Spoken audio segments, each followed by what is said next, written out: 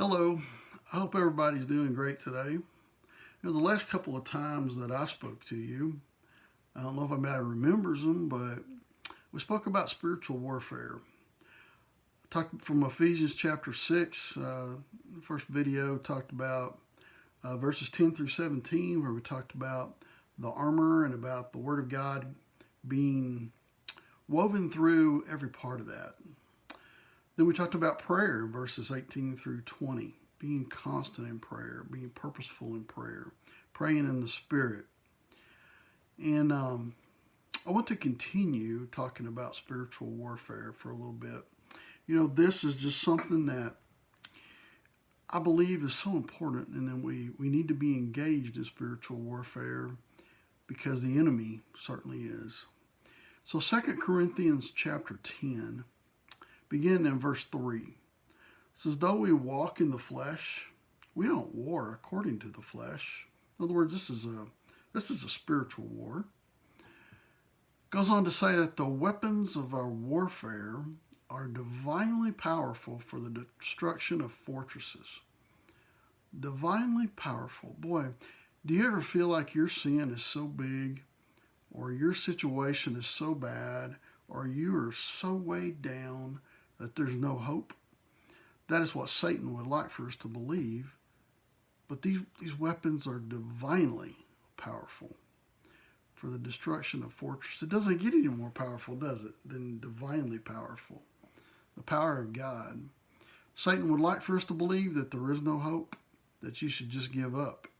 But the very next verse kind of talks about that. Verse 5, it says, we're destroying speculations and every lofty thing raised up against the knowledge of God. Destroying Satan's lies with the Word of God. Remember, it's the sword. It pierces. Destroy speculation and every lofty thing raised up against the knowledge of God. With this divinely powerful armor, which we talked about in Ephesians 6. Now, what I really want to focus on is the last part of verse 5, which says, and we are taking every thought captive to the obedience of Christ. Wow, every thought. Does anybody ever have anything going around in your head up here that shouldn't be there? Yeah, I know I do. But take every thought captive to the obedience of Christ. Well, this is where spiritual warfare occurs, between the ears, and so I want to talk about. Take every thought captive. In 1 Peter chapter 1, verse 13 says, gird your minds for action. Gird your minds for action. What does that mean? Gird, not a word that we really use today. Probably meant more to the Christians back then than to us. They wore long robes. And to run or do anything active, you needed to pull in the folds of the garment, gird them in with a sash or with a belt or something. Then you could be active. Well, a literal translation of 1 Peter 1:13 would be to gird the folds of your mind for action. Pull in the folds of your mind. We think about all these extraneous thoughts, things that shouldn't be there, and we need to focus. Keep our focus on Jesus. Things to think about, the right things to think about. I think about Philippians chapter 4 and verse 8, which tells us the kind of things to think about.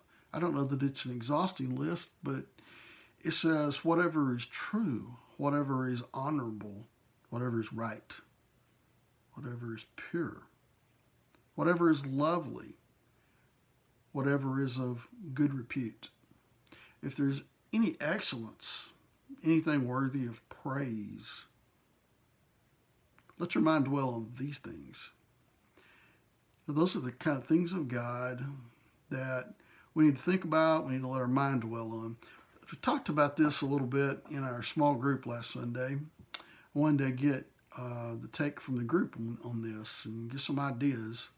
Misty Clark had a great one. She said when she has these thoughts that shouldn't be there, likes to take and think of putting these thoughts in a strong box.